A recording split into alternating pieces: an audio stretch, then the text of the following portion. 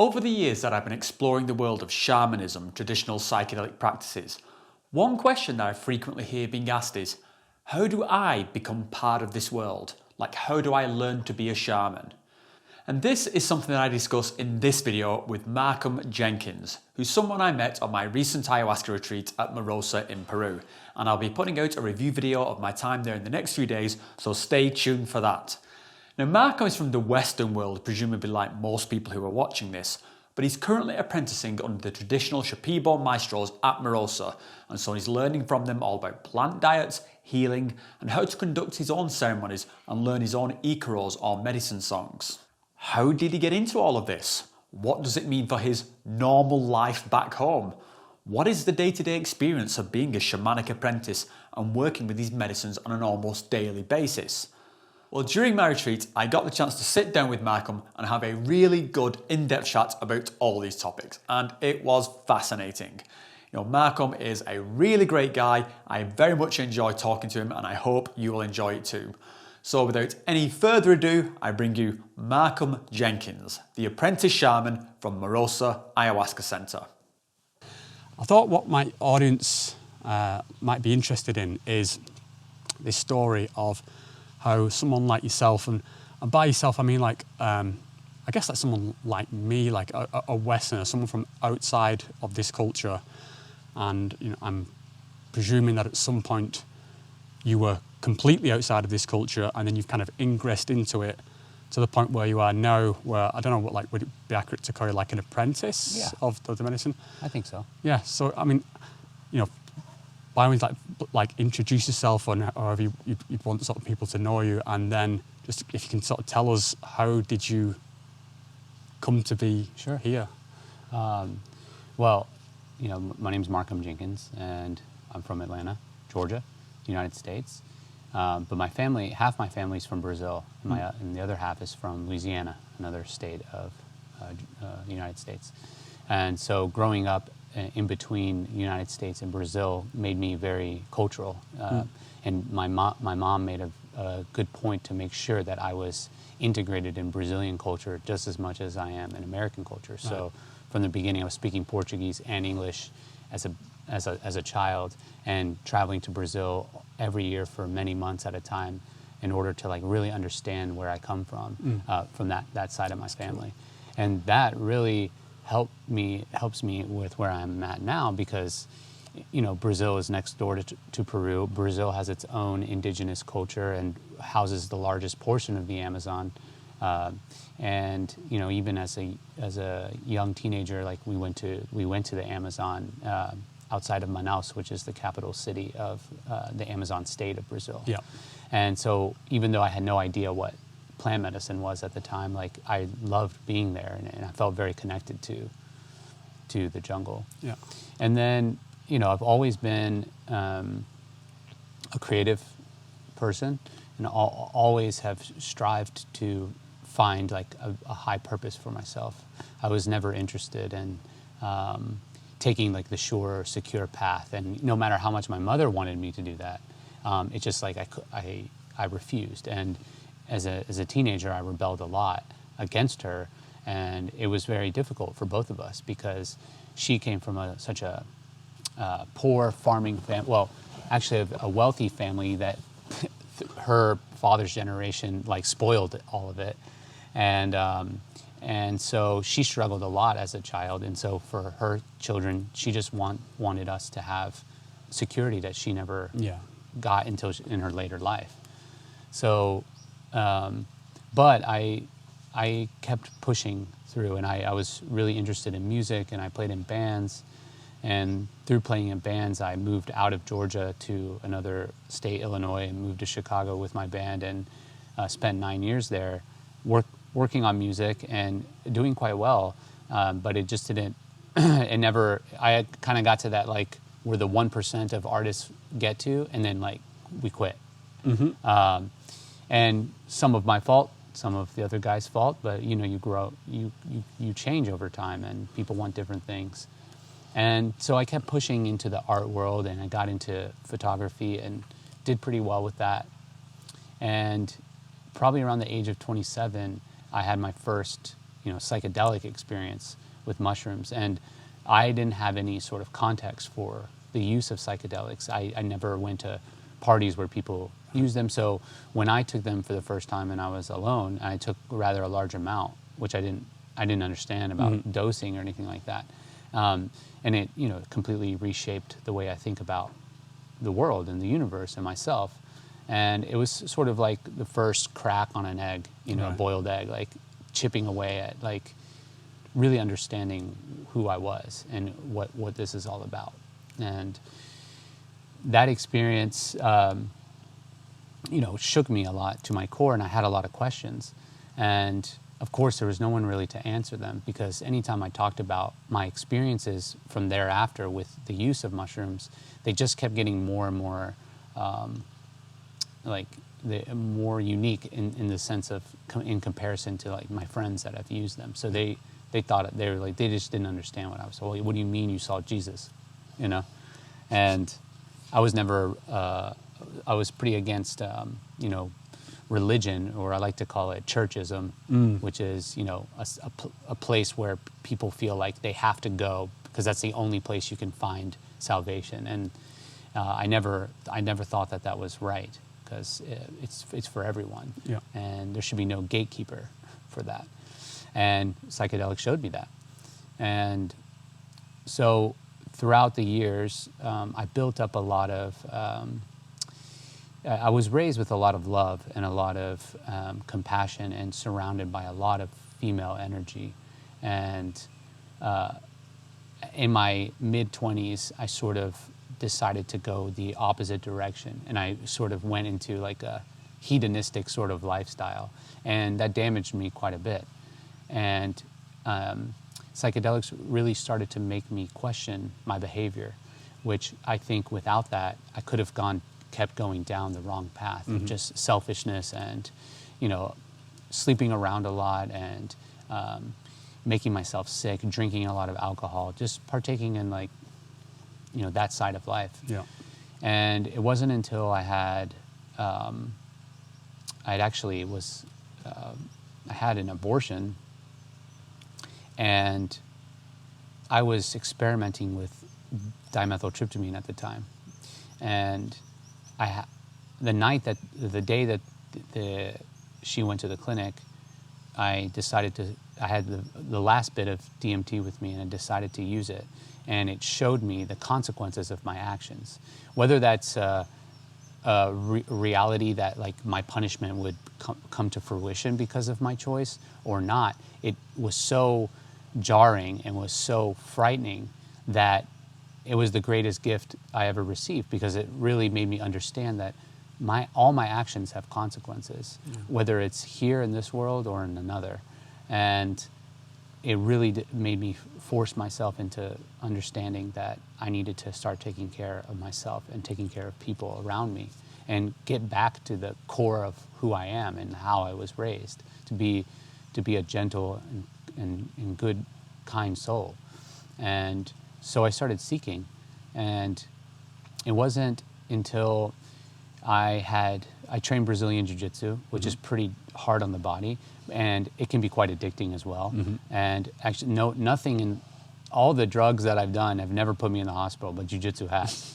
And I was supposed to leave for Ecuador to visit my high school girlfriend, which was, of course, more of just like a lustful desire of mine. And the day before I left, I tore my meniscus, and my leg was locked in place. So instead of going to visit her, I went back to Atlanta and spent 6 weeks recovering. I had to have surgery.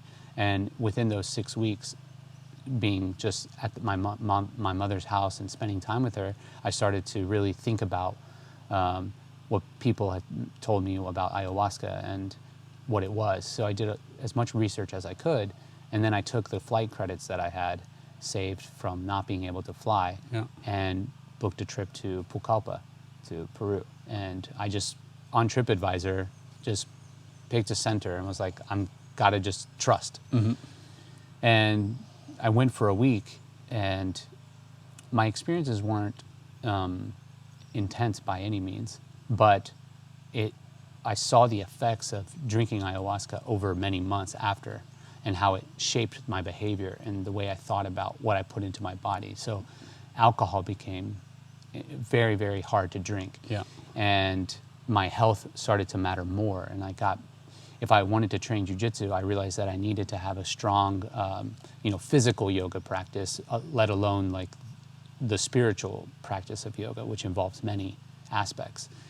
And I just realized that I was like, I need to go back. They were, the shaman that I had worked with, he told me before I left, he's like, you need to diet more. And I really didn't understand what that meant. I thought it meant food. But now going through many types of plant diets, realize that it's not about food. Food is an aspect of it, or it's a restriction that's necessary in order to partake in the experience. But dieting is, working with a specific plant by bringing it into our bodies and then building a relationship with that plant that's being potentiated by a shaman. The shaman has to invoke the spirit of that plant into its matter in order for me to make a connection for it. And so I started researching what dieting was and went to another center and did my first diet. That was in 2019. And it was only for 11 days, but I witnessed what the power of this medicine could do, especially in conjunction with dieting and the isolation or semi-isolation. And at that point, I was like, well, I've always been searching for something that I felt was purposeful with my life, that I really enjoyed, and that really felt like an exploration of life. And I'm in my mid-30s now, and had still yet to really choose a path. Yeah. And I really felt the pull to make a choice on what I wanted to do with my life. And at that retreat, I met Maestra Angela, who owns Marosa. And I had a connection with her, similar like you had a connection with her. And later on, I discovered that she was building her own center. And I really wanted to come check it out, and I wanted to bring my wife along with me because she was interested, and our relationship is very spiritual. And I knew that for us to continue being together, that she would have to join me to understand me, to understand what I'm going through. Otherwise, she would be like, I don't get it. Like, why are you smoking now? And, why are you always talking about these crazy episodes that you go through? And, and then between that time period, our psychedelic use led down some dark paths. So I really started to understand that working with psychedelics without a shaman present felt very irresponsible. And we came here to Marosa this time last year to actually heal from some damage that I had caused to our relationship by taking large doses of mushrooms and allowing energies to control me, and at the same time things coming out of me from my own trauma that I put on her.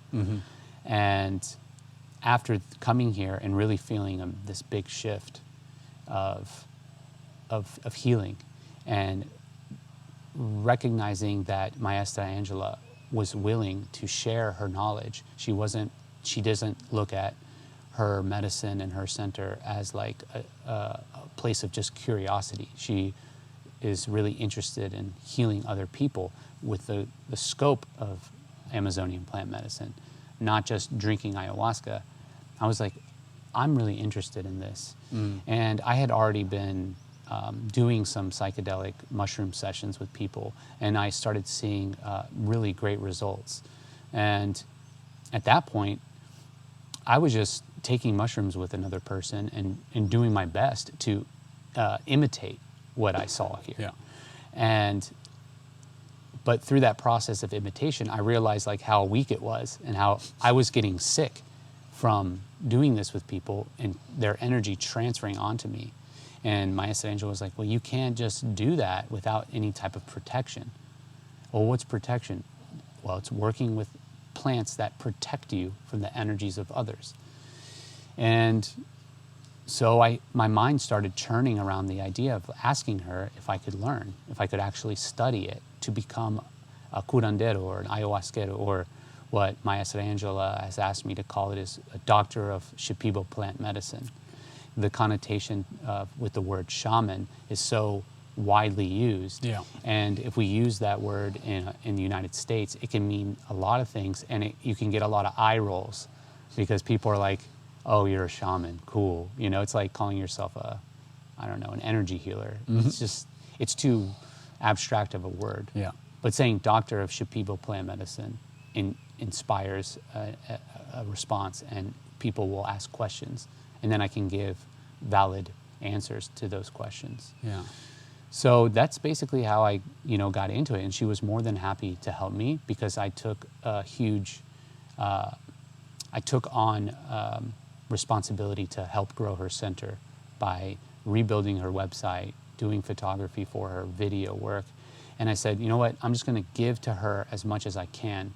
And in return, we'll see if she's willing to open herself to me and show me her medicine, which is, I respect the Shipibo lineage and the thousands of years that they've been working with it.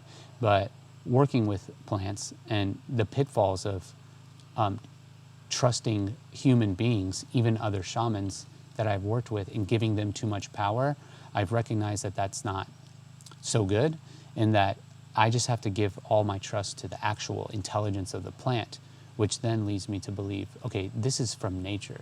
This is from God. Yeah. Anybody should be able to come here and go through this process if they want to. If they're willing to put in the time, the money, and the patience and the courage to learn. I mean, the Amazon belongs to the earth. It doesn't belong to just one group of people. And the more that the Shipibo people open their arms to others to come learn their medicine, the more they will preserve their own culture. Yeah. Because I can't do it all, and I don't have the desire to open a center where I can treat 10 people or more at a time. I'm going to have a small practice where I work with one-on-one with people, maybe 2 people. But my whole goal is to open people's eyes to what the possibility is, and then said, hey, if you really want to heal, especially physical ailments or autoimmune disease, you're going to have to go to Marosa or another center where you can spend adequate amount of time to heal yourself. Because the Western way of life, it's just we give so little attention to our health because we're working, we're going out, we're seeing friends, even exercise, and then the dieting, the food aspect of it all. I mean, how can we go without eating salt and get in our cars and drive and go to work and take care of our kids? It's just too difficult. Yeah. So I definitely am not here to appropriate their culture. I'm here to be a representative, and Maestra Angela sees that, so she's willing to share. There's a lot, just triggered a lot of thoughts in this. I'll just try and unpack a few things, and we can circle around onto it. So first of all, I just want to just share a bit of solidarity about what you mentioned around the situation with you and your wife and the abortion situation. I can relate very much to that. In fact, that this is actually part of what brought myself and my wife to Angela. Is we'd been through a similar situation, and it was catastrophic. And to be clear, it wasn't with my wife. Okay. But it was before my wife. Yeah. But still, nonetheless. Still, I think it's something that's, it's kind of, the best word I can think forward is underappreciated as to what is happening there. And I'd like to, think of myself as sort of pro-choice, but also pro-life, and that sometimes these things, sometimes you have to make sort of hard decisions in life. But I think within the sort of Western culture, we're so bad at providing for the needs of people who've gone through that. It's particularly something like abortion. It's just seen as a kind of a walk-in, walk-out procedure, and it's not the what is happening there has a lot more gravity than what I think people give credit for. So yeah, like I said, I just wanted to sort of mention that. But yeah, I mean, there's a lot in this story there that we can. I'll just throw out a few topics. I mean, the kind of like there's something there around kind of like pseudo shamanism or neo shamanism, or I want to call it, and I think there's this is something a lot of people I think within the psychedelic community, like at large, don't really fully understand what's happening in a place like this. They think it's just some sort of a bit of singing, a bit of sort of bit of ritual. I don't need this. It's just I can do this in my bedroom just as sort of easily. So I mean, what is it that? What would you describe? Like, what is it about this place? Is it just purely the novelty of being in the jungle? It's kind of a rhetorical question, sure. But how would you describe it to someone who like are we just on vacation here, or right. are we in a nice setting? Like, what's going on? I would say the example I would use is if you needed to have heart surgery, you would go to a hospital and you would want the best heart surgeon possible. And they would prepare you very well, and they would give you a list of instructions before the surgery happens. And then you would show up at the hospital, and then they would go through procedures to make sure that your heart's good, your body's and you're breathing when your pressure is correct. And then they're going to bring you into a room that's sterilized, that's clean and at a right temperature, and all the doctors and all the nurses are going to have to scrub their bodies down to make sure that they don't infect you when they open your body. And then they're going to do that procedure, and they're going to close you up, and then they're going to tell you you need to rest. That's what's happening here, but in another dimensions.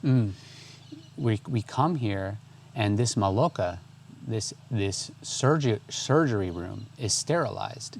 The shamans go through a great deal of trouble to make sure that this place is clean of any type of energy that could come into your body. Because when we use a psychedelic, like dimethyltryptamine, we're opening our minds to accept information. It doesn't mean good or bad information, all information.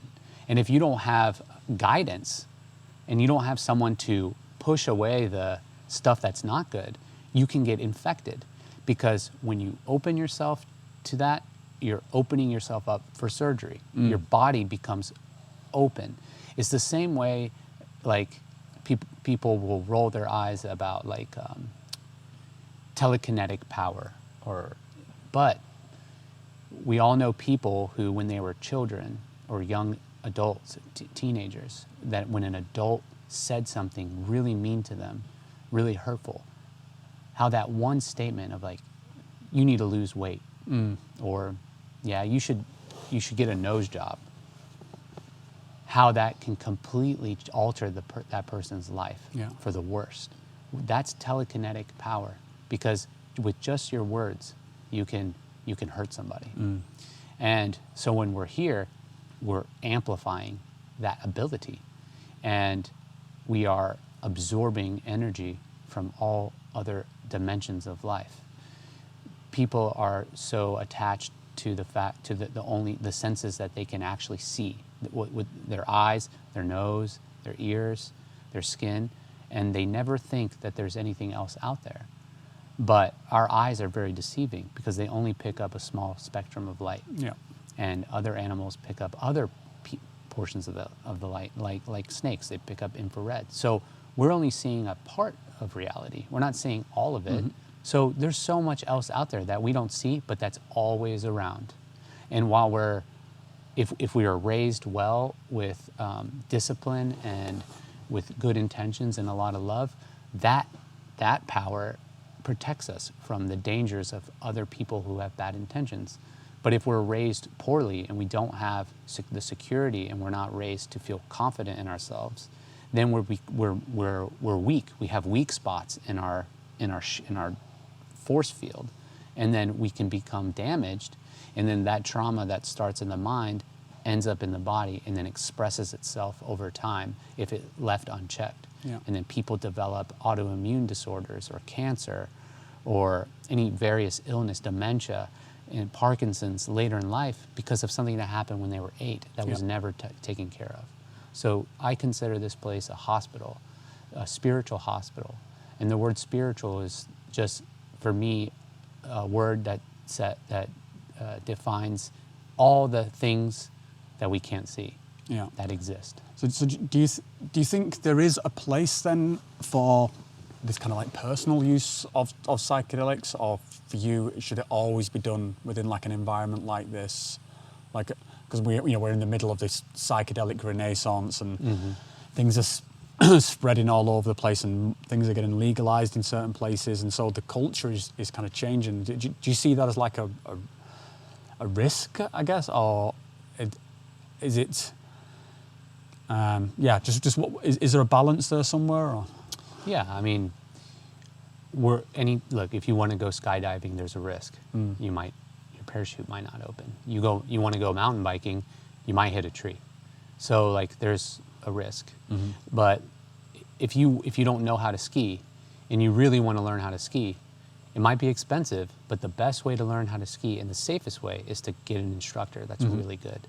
And people that excel and advance in whatever hobby they have or skill that they want to learn are those that look for mentors and look for teachers that can teach them the way in order so that they can further explore that avenue on their own someday. Before I worked with ayahuasqueros, I would say, who cares, like people can do what they want. But now I would say you can do what you want, but it always comes with a risk. And I would rather minimize my risks by participating it properly with a culture that has been doing this for thousands of years. And over time, I will gain the knowledge and experience necessary in order to safely navigate that on my own. But if you notice when we do ceremonies, there's not just one shaman in the room. There's 2, now 3, and usually Tony's here to back them up. Because if Maestro Gilberto comes up to us and he starts singing and he starts pulling out really deep trauma that's in the form of some type of demonic presence and it's too strong for him, Maestra Angela is there to back him up. Because if they weren't there and he pulls that beast out of a person, it could kill him. And that's what we don't understand in the West, because we don't have any knowledge, and we don't in North America, we don't have a connection to our indigenous cultures. So it's just we're playing with a technology that we quite don't understand, and we think that there's no one there to teach us, but there's a whole wealth of teachers here in the jungle that can help us. I think it comes back to like what you. Wow, well, that's a beast. Like you mentioned earlier about health and sort of your idea of health as you were sort of in your early days of going through this process. I think that's something like how we describe health in the West. We're really just talking about how fat you are or something like that. Yeah.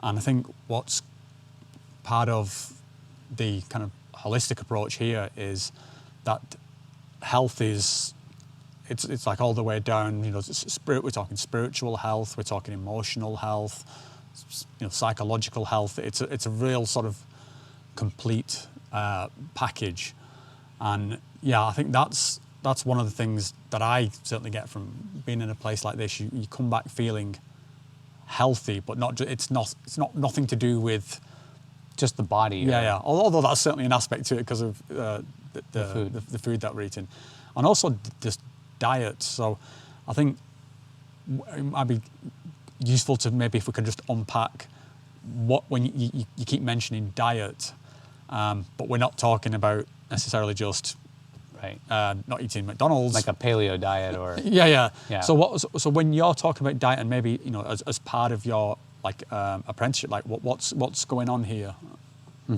So dieting is again like building a relationship with a specific plant or tree, and in order to do that, there's some rules that have to be followed.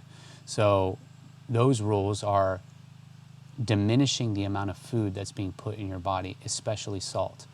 Now, I don't have empirical evidence to explain why, but salt doesn't allow the connection to happen in these other dimensions.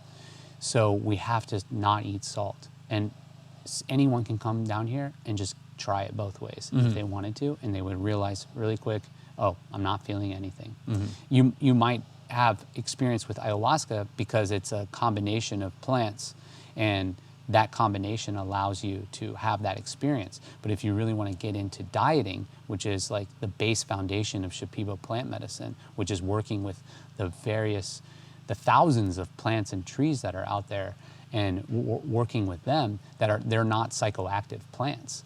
Right, and I think that's something that's worth sort of stating. So, because there's with my limited understanding of it, there is a difference between, something like ayahuasca, where people, I think because it's exploded into the mainstream, people understand that you come and you have these very vivid experiences, but that's not what's going on with the plants, or at least not the same kind of. Right. There's a different. So, I don't know. Yeah, could you unpack that? Each plant. Well, like this is Chirisanango. Chirisanango is a tree, but it's like a brush, and this is one of its roots, or a branch. I don't know exactly. I'm just learning about it now, and I actually just shaved it down, and have the bark of it soaking in water, because Maya Strangela said that I'd drink a little bit more of it. Okay. And Chirisanango is known as a master plant. There's a distinction between, you have like they would say like little baby plants, and then you have your master plants. And it being a master plant requires a lot of discipline and a lot of time in order to actually get the benefit out of it. And so we can think of dieting a plant on many levels. There's a physical component to it, right? An actual like biological, medicinal reason why I would shave these roots, put it in water, and drink it. It is very helpful for people that suffer from psoriatic arthritis. So it engages within the nervous system. It also provides a lot of energy and strength to a person. So people that feel very weak in their life can diet Chirisanango and come out of that time spent with working with it, feeling invigorated with a lot of vitality and a lot of strength. We're not even discussing its like spiritual benefits. Just purely, if you just came here and you drank this and spent a month here, you would leave with you would go back to eating salt, and you would have a physical change in your body of like feeling much stronger, like very apparent, like picking up something heavy, and also being able to be awake for much longer without a sense of lethargy or needing to take naps during the day. And it also keeps the body warmer. So when it gets cold, there's less of an impact on you, because you have this whatever the chemicals are in here, which I don't know what they are, but they integrate into your body permanently and alter your system from here on out. So that's why maybe someone would want to come diet this. Yeah.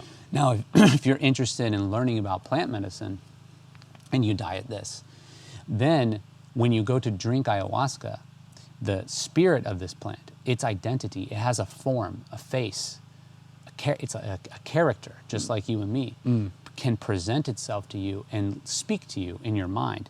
It's like having another voice in your mind. Right. And that voice will start to tell you things, teach you about medicine, teach you how to help other people, how to use tobacco, how to make medicine out of plants, and even more abstract, like give you tools from other dimensions in order to help someone during the ayahuasca experience. So I'm taking ayahuasca, you're taking ayahuasca, and now we're connected because dimethyltryptamine is exposed in the system, and it's creating this network, like a Bluetooth connection. And now I have the availability of medicine from other dimensions to help you in the space, in the context of the ayahuasca experience. Of course, if you ask me now, show me this surgical instrument you're talking about, I can't give it to you. But during a ceremony, I could use it, and you could feel that.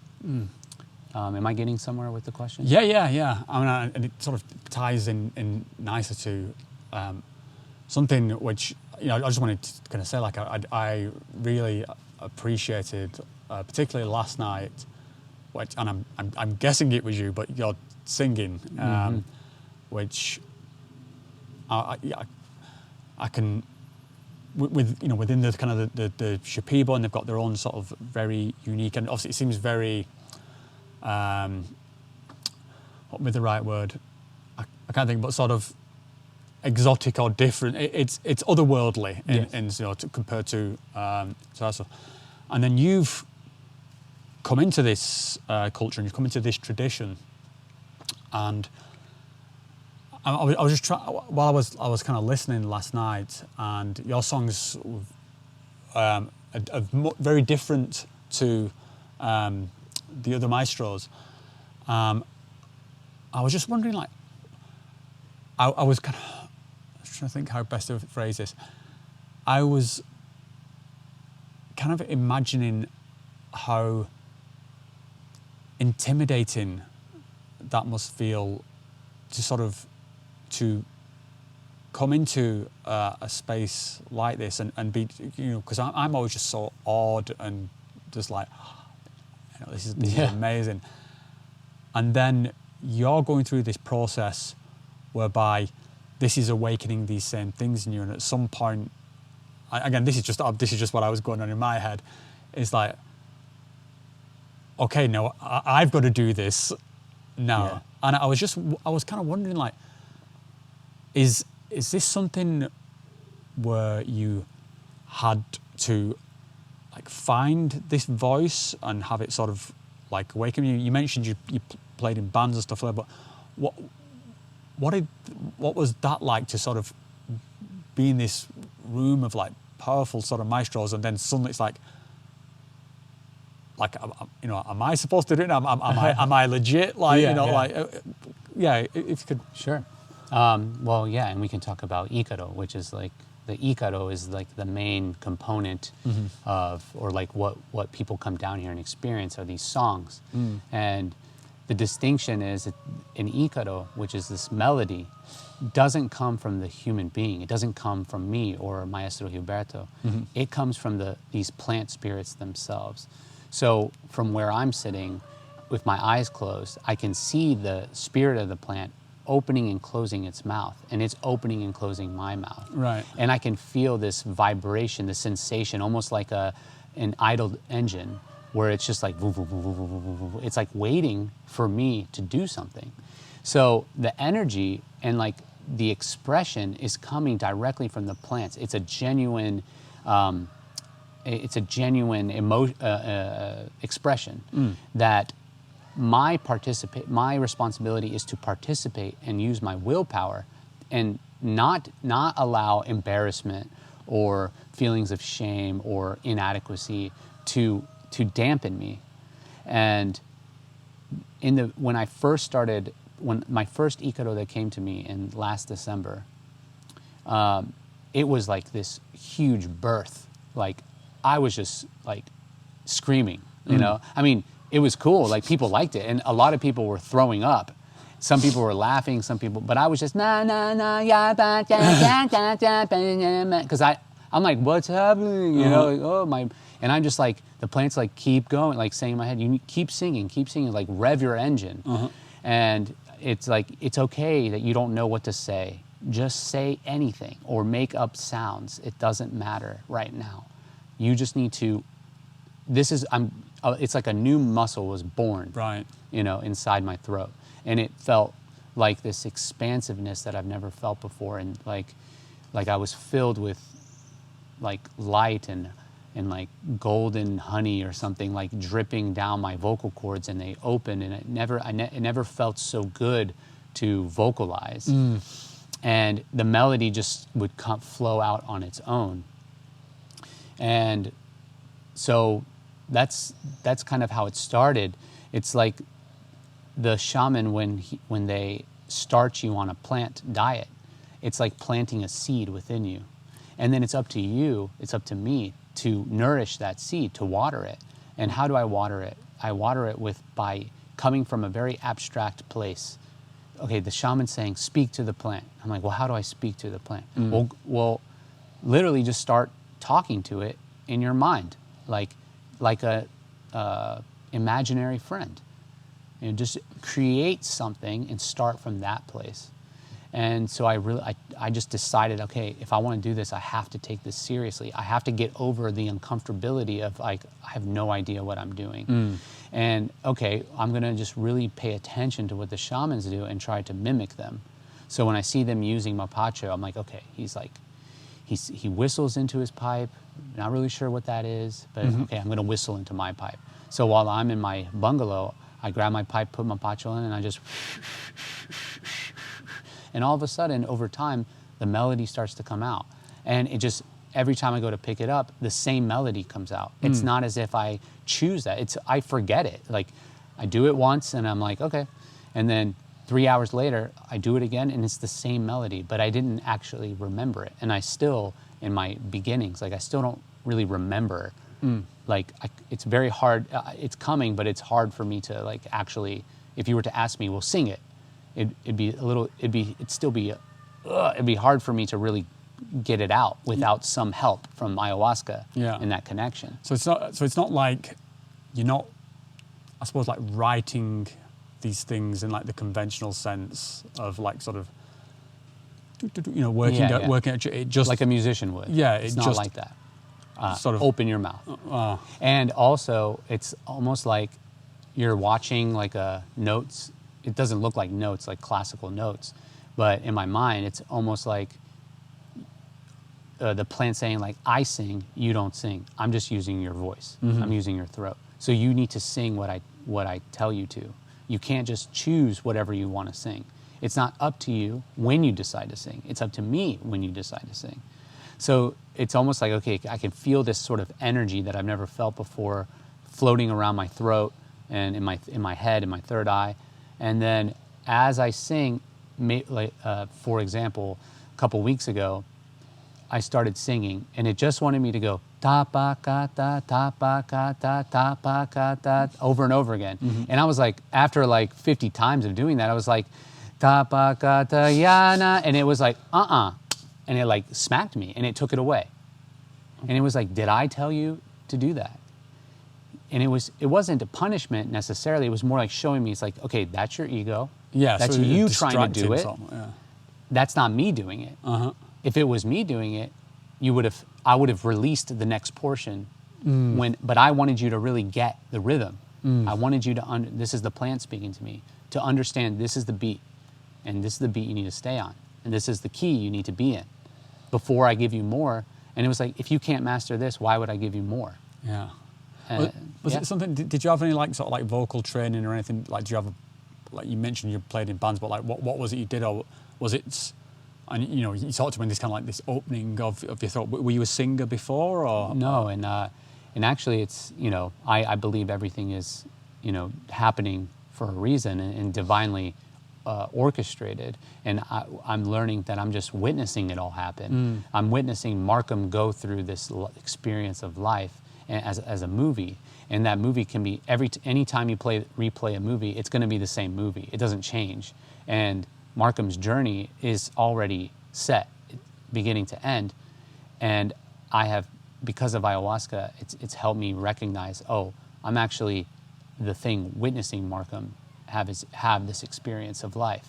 So now as Markham, the identity, when I was playing in bands, probably the greatest traumatic relationship of my life was with my singer.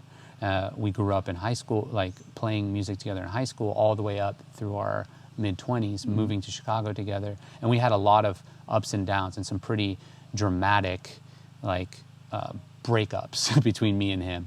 And he always, when it came to singing, I always wanted to learn, but he would always put me down. Right. Because from my opinion, and if he ever wanted to speak to me again and wanted to talk about it and express his side, the way I see it now is like, he felt that that was his only thing he had on me, was his ability to sing. Right. And he did not want me having that power with him. And so he would never teach me. And anytime I tried to sing, he would make fun of me, put me down. And that created a complex within me that I'll never sing. I'll never be able to sing. I played musical instruments, guitar and keyboards, but I always was like, became shy of ever really practicing, because it takes practice to become a good singer. It doesn't just happen. But I never worked on it because I just felt really insecure about it. I didn't feel supported. And so coming into this type of work, which is literally, you have to sing. Like, if the shamans don't sing, nothing happens, because the Ikaro is the healing power.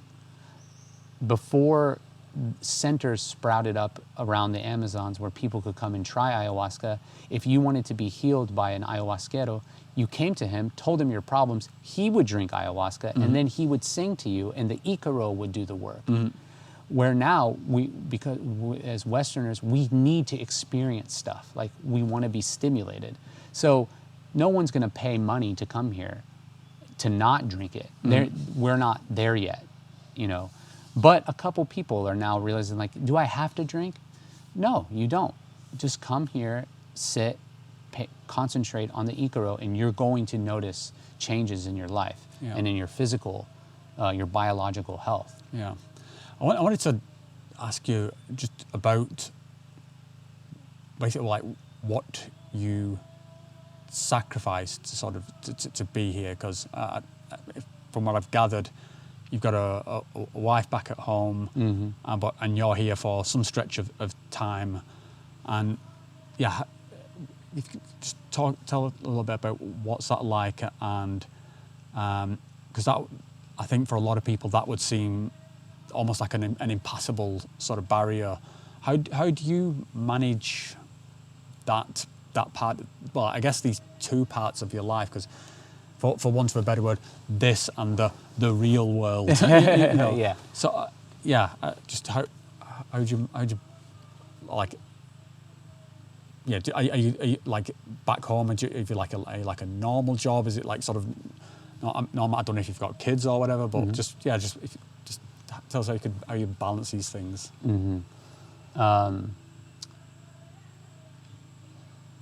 The answer lies more in my desire to really understand what like God is.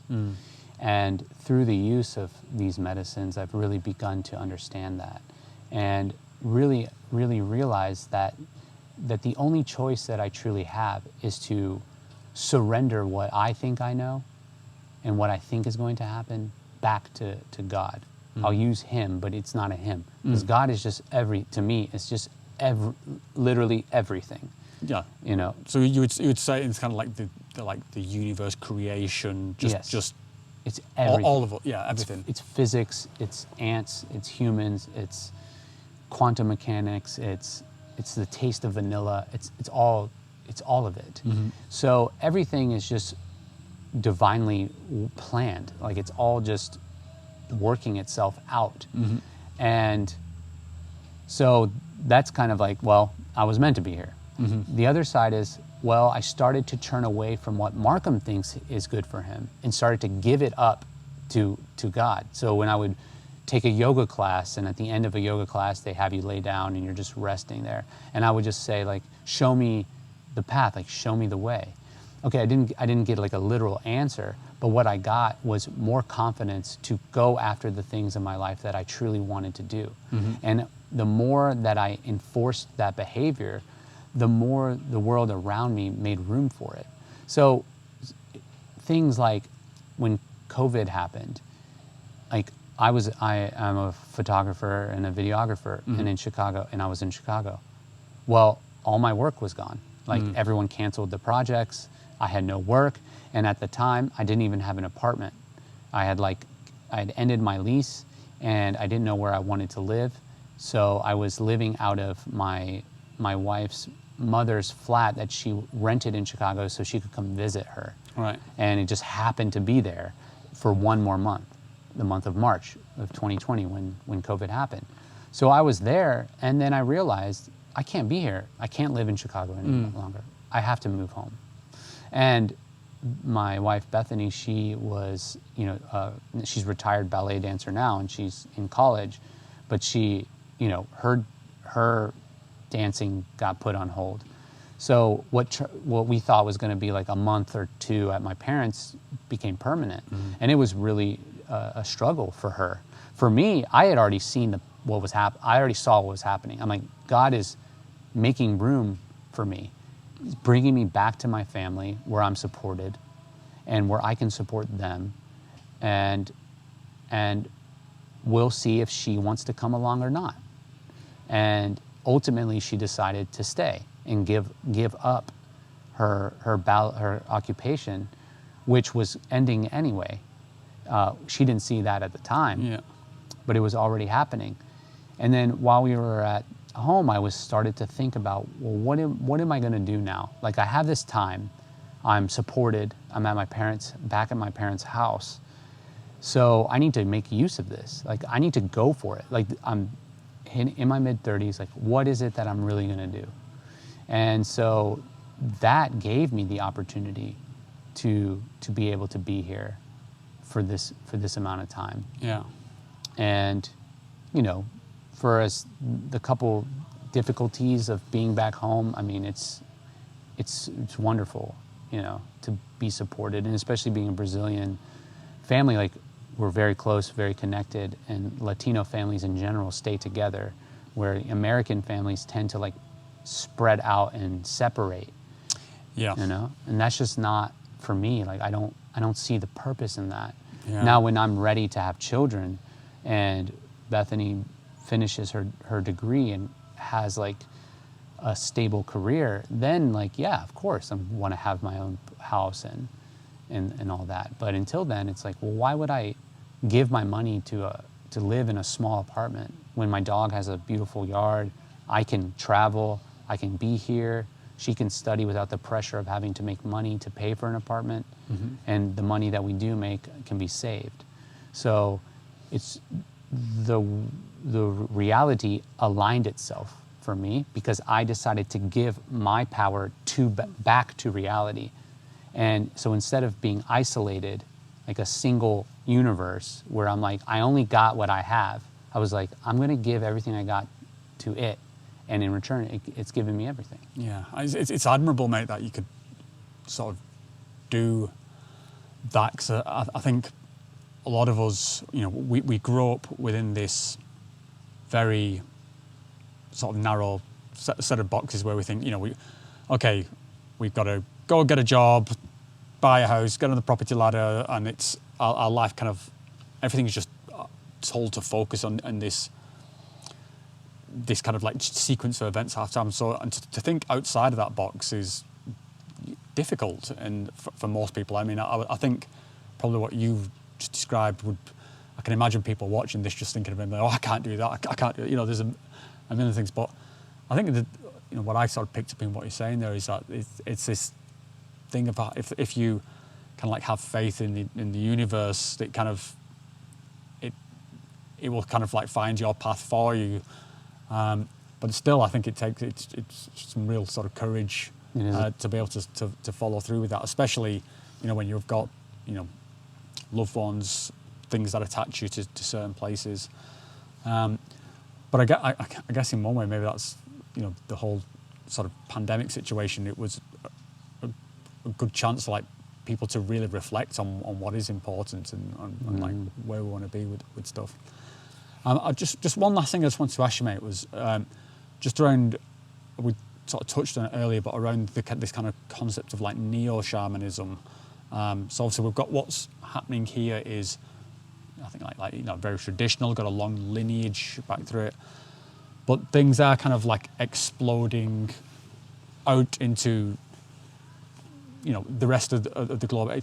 And I think I was kind of wondering what your thoughts are on this, because I think on the one hand, what's happening here is just amazing. I mean, I keep going back to this place to experience this culture. But on the other hand, it can't be everywhere. Right. So do you have any thoughts on like what's what's the future in terms of like a global expansion? Like, do you see sort of like people like the maestros or people like yourself, like apprentices like yourself, like coming here and then expanding outwards? Or do you think there's room for other, like I say, neo-shaman, like new things? Or is there something in there of, you know, use a brain surgery example, you know, people are declaring themselves shamans. It's become a bit of a trendy, well, somewhat trendy, somewhat cliche, sort of eye-rolly word. Like, what's your thoughts on that kind of like bigger picture of going forwards? I think the biggest opportunity that could potentially be missed is for the Shipibo people to not open their doors 100% to people that want to actually learn, not just to heal or for tourism. Because with that, they could gain a lot more support from medical communities and scientific communities. And people that are already invested as doctors could come here and experience what I've experienced and learn from these other doctors, these dimensional doctors, these massive, these intelligences that are beyond our comprehension, that put the information and knowledge in my hands. Like literally, I know because of a tree that I've dieted, Ayauma, which is a very strong protective plant, but it's also a doctor, like showing me how to massage a person. So when we think about what the possibilities are for learning and for growing out and for people that are interested in becoming healers, that if they could come here and learn, then they could develop their own styles and their own practices with safely, where they're protected and their patients are protected. Because if you diet these plants that are there to protect you, then people's trauma can't hurt you. And if you're dieting these plants, you're healing your own trauma, so you can't pass that trauma on to somebody else. So it doesn't have to necessarily be in the context of a ayahuasca ceremony that I need to go home and do the exact same thing that they're doing. These plants are teaching me how to speak well, how to massage, how to make non-psychoactive medicine. And so I could take this knowledge, finish my psychology degree, become a talk therapist, but it would be it would attract the right patients, and I would be a beacon for people that really wanted to heal, because my plants would be doing the healing for me, not me. And I wouldn't be like a lot of therapists in the United States who become alcoholics and depressed themselves because they're not properly protected and they're not healed enough to actually be dealing with other people's problems. So even a therapist could come here to diet plants just to enrich their practice of what they already do. And I already see like inklings of my mind starting to ask questions about, well, what North American plants are out there? You know, what type of plants what trees, can I diet an oak tree? I don't see why not. You know, it's a big tree. It's got roots the same as the ones here do. So I think over time, what could happen is if you got enough people interested to make the investment of spending 3-4 months or longer, but definitely minimum of 3 months here, which is really nothing. I mean, people go to school, medical school, for 4 years and then have residency. People watch YouTube for that. It's on the PlayStations for that amount of time. Right. So it's like, you mean, why is it so difficult? What's so crazy about dropping $10,000? People drop $500,000 on school. And you can learn way more here that will actually stay in your brain. Because I've spoken to many doctors and they always tell me, I don't remember most of what I learned in medical school. But here you actually remember, and it's an intuitive thing. It's something that comes from just putting your heart in the right place. And it's a remarkable difference on how you can help somebody. So that's one way I see it working. Because otherwise we're just kind of spinning around and we don't really know what to do. And there are good results with the Johns Hopkins, programs for research, and that's got to continue as well. I mean, I think there's room for everything, and there's also going to be room for error. And I see it because I scan the Reddit ayahuasca page a lot. Kids that they start asking about these plants, and then they grab a plant like toe, which is datura, and they take it and they end up in the hospital because they don't have anybody to show them how to make it properly and then doing it in the right place. So there's always going to be damage. You're never going to avoid damage. We probably unknowingly interacted then on the ayahuasca Reddit. I'm one of the valued posters on the. Oh, so we're both valued posters. Yeah, because it was one of the first things. It's why I actually started doing the YouTube stuff, because when I first did ayahuasca, which was like 2016 or 15 or 16, somewhere around there. Then, I wanted to kind of like share my experience and also just getting any sort. So I was going on Reddit and sort of answering questions and stuff like that. And I found I was just answering a lot of the same questions over and over. So I thought, okay, well, I'll tell you what, I'll make a video of this answer, and then I can just post a link to it. I can answer more questions that way. Yeah. So I'm on there quite a lot, and I think Reddit gets a bit of a sort of a rough, because there are quite a few toxic sort of subreddits. But I think the ayahuasca one was a really great community. We should talk a little bit more about dieting, or like the food portion, because I think that's a big answer. We need your viewers and Reddit people on Reddit ask a lot, and they don't quite understand. A common, as you know, on Reddit, people are like, I've been doing the dieta in quotes for a month now. Yeah. And I would like to just talk about that. When the dieting portion, like talking strictly about food, is only truly necessary if you're going to diet a plant. That is what the dieta means, is the day that you're going to be taking the first dose of a specific plant given to you by a shaman is the day you no longer are going to eat salt until they close the diet. Now, because of our Western diets, and because we're not always the healthiest, if you're coming to, let's say you only have 11 days or a week or 2 weeks to be down here, then of course, like starting to limit some of the foods that make our digestive system slow, like eating fried food and processed food and a lot of red meat, of course, that's going to aid the ability for a person to get more out of this experience, but it is not a requirement. And it's more about the mental preparation. And when we start to restrict our food, we start to think more about what we put in our body. And so you already start the process before you get down here. And if you're limited, we only got 3 ayahuasca ceremonies or 5 ayahuasca ceremonies, then of course it's a good start. But I think, or I believe from a scientific perspective, the 24 hours before your first ayahuasca ceremony is important to limit foods that have tyramine in it. Yeah, sure. But that's about it. Yeah, so I think that's a useful thing to pass out, because there is this kind of like a safety aspect of it, where certain things like certain pharmaceuticals, along like sort of antidepressants, SSRIs, things like this. So there's that aspect, but then there's the kind of so foods with tyramine in them, which can cause like sort of high blood pressure and stuff like that. But there's also this aspect of, I think, and this is certainly how I treat the diet on the run up to a retreat. It's signaling to yourself like a sort of it's like a commitment. Sort of thing. You're sort of like, okay, I'm going into this mode now. Like I'm not, and it's kind of. I think it's what I've sort of noticed with a few people with sort of ayahuasca. They, get the idea that you want to do this, and you feel it's something that it's going to help you.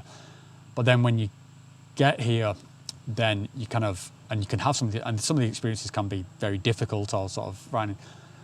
But so then it can be like a survive this, just survive it until I can get back to the normal world kind of thing. Yeah. And whereas I think if you can signal, give yourself that signal like, no, this is what I want, this is what I'm committed to, I'm going to do this diet, and accepting the sort of, the difficulties and the challenging parts of the experience.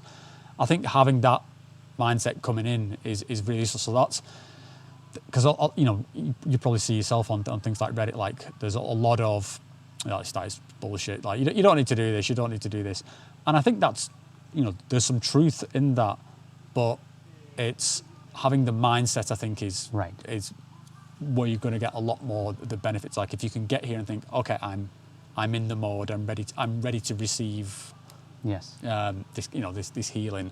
It's almost more, it's only like, I think, hurtful when a person starts to get really concerned about, can I eat grapes today? Like when it gets, and that's what I think, that there's too much concern about, like, can I eat this or can I eat that?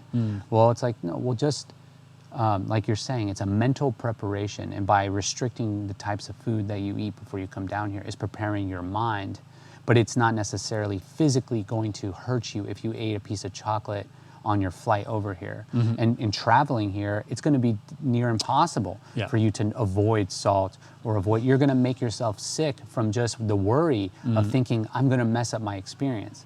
So it's more about, okay, let's say a month before you come to a retreat, you start to analyze the foods that you're eating and start to think about what type of food they're going to be serving you and make it more like the Less food. of a culture shock, basically. Yeah, so it's an easier transition. And then, of course, though, pharmaceuticals are a different story. You cannot be here on certain medications, and the doctor needs to have weaned you off of those. A Western medical doctor, if a person is, a longtime user of a SSRI or an antidepressant, that needs to be talked about with a Western medical doctor in order to safely take yourself off of that before you come here. That is for sure needs to be stated. And then another thing I just wanted to add is people come here without the understanding that this stands in direct contrast to Western medicine, this type of work. Because in Western medicine, we're always trying to subdue a symptom. Yeah. But here the people believe a symptom is just your body's way of trying to process out an illness. So if you're experiencing psoriatic arthritis or psoriasis, like itchy patchiness on your skin, that's the organ of your skin trying to remove the illness from within. And so when you're at an ayahuasca retreat center and you might experience mental anguish or have what we would traditionally call a bad trip, where it was very scary. That is the process of removing that from our mind, removing all the horror movies we watched and the abuse that maybe we had witnessed in our life, whether it was done to us or to others, or feeling migraines, or coming here and getting acne all of a sudden. Like, that is the ayahuasca and the shamans and the other medicines pulling out the disease. So it's nothing to be afraid of or scared of. But if a person really wants to heal and they want to do it rather quickly, coming here is a really good choice. But it does take a lot of commitment, courage, and patience to be able to go through that. I think that's a great point. I mean, it's certainly something I had in mind when I first started coming to places like this, and I kind of knew with what was going on in me that this was not going to be fun. If the format is that whatever's deep within me is going to become center stage, then that I always encourage people to think about what that might look like. You know best what's going on with you. When people say, should I drink ayahuasca? Is ayahuasca right for me? And I say, well, just think are you prepared to face your demons and think about what that means? What are your demons? If because I think there's a part of within our kind of culture where it's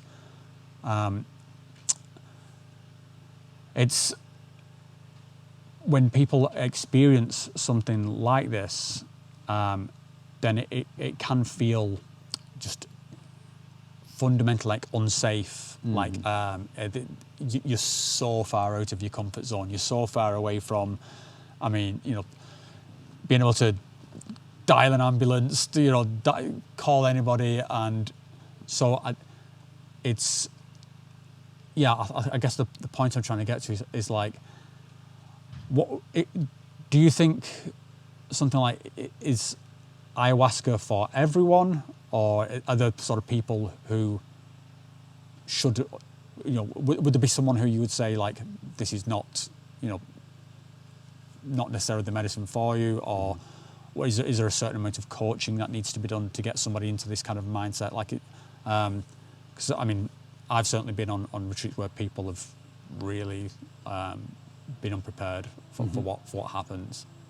I think it's for anyone that's willing to do the preliminary work of recognizing that in getting the proper information, of recognizing, okay, what is it that actually happens? Because if you're looking for a joyride, or you're just curious, like there's better choices out there that aren't going to make you go through such a difficult process. But if anyone who's ready to heal, whether it's something with the body or the mind, and they really know deep down that they're like, whatever it takes, I want to heal, whatever it takes, then this type of medicine is for you. If I could just be like devil's advocate for a moment, then like some people might say that this is just sort of like almost like sadomasochism. Like, why would you do this to yourselves? You could just. And I think you mentioned like things like the John Hopkins trials, and I was actually talking with a lot of researchers from Switzerland. I was at a conference they had there where they're doing a lot of similar kind of like psychedelics under clinical situations, and there is for the necessity of the clinical trial, there is a setup of safety. You're surrounded, doctors. You're in like a Nerf soft play. Everything's nice and squishy. Lots, they're adjusting the lighting to whatever you want. So there's that, and then there's the kind of this, which again can be like very raw, very sort of feral, almost for want of a better word.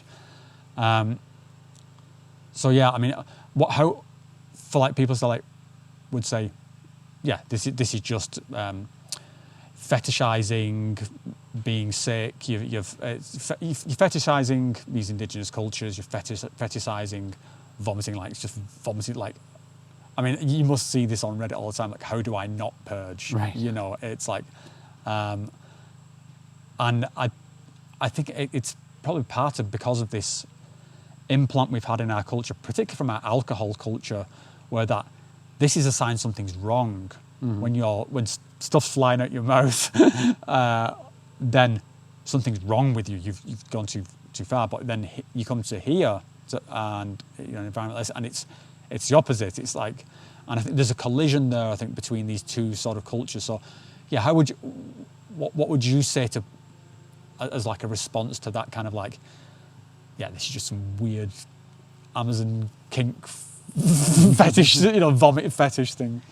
Come here and if you really, before you draw an opinion, you need to know what it is that you're drawing an opinion about. And that goes for everything in life.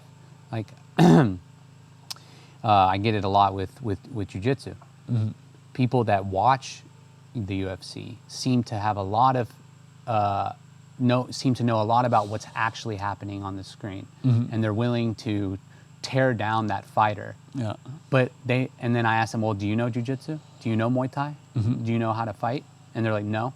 I'm like, so you're judging that performance based on something you know nothing about.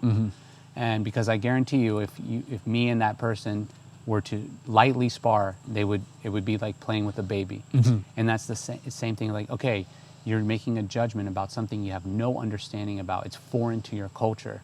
If you're interested in it and you're curious, come down here and see it for yourself. You don't even have to participate. You can just witness it and see the transformation that happens. Because, desperate times causes need for extreme measures. This is an extreme measure.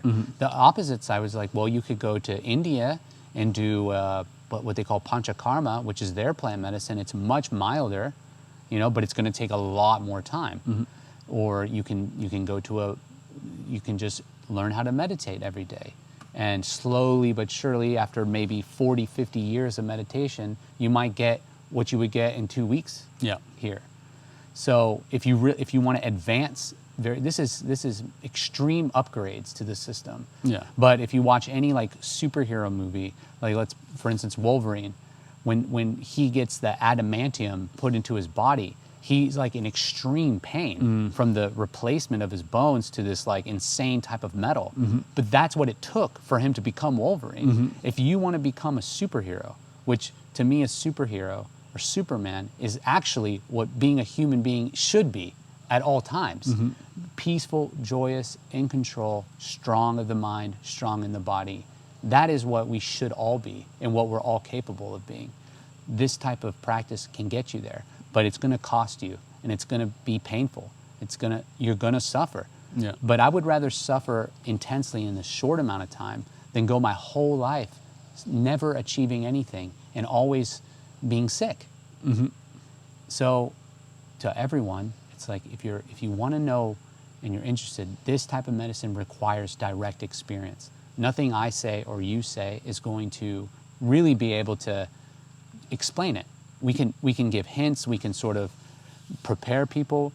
So it goes back to ayahuasca and should people plant medicine is for those who are ready to take it very seriously. Yeah. And if you're not ready to take it very seriously and heal yourself, then forget it. Don't come.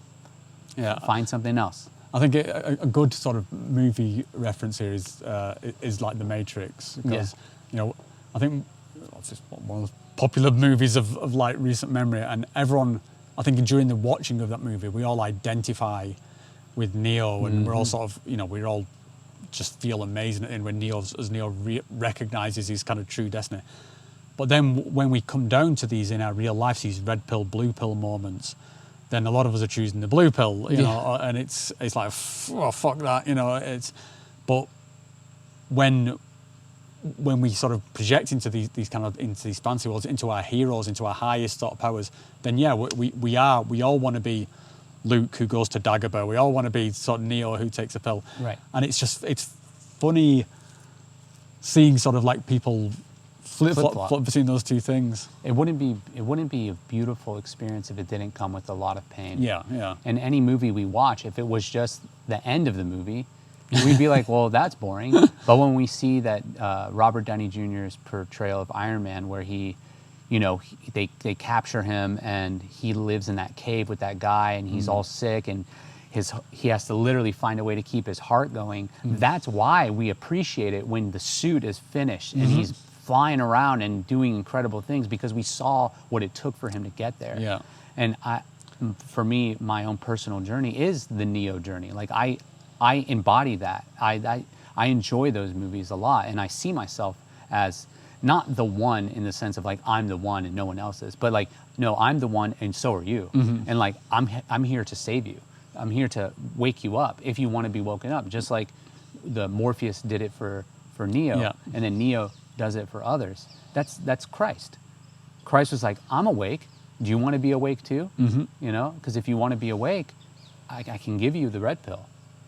You know. Yeah. I mean, that whole sort of hero's journey arc, I think it's something so intrinsic to our like human experience, and I would sort of encourage anyone to sort of follow that path with it with themselves, even though it feels like sometimes the world is telling us just to, I say, fit back into this box, just shut up, you know, just get on with it.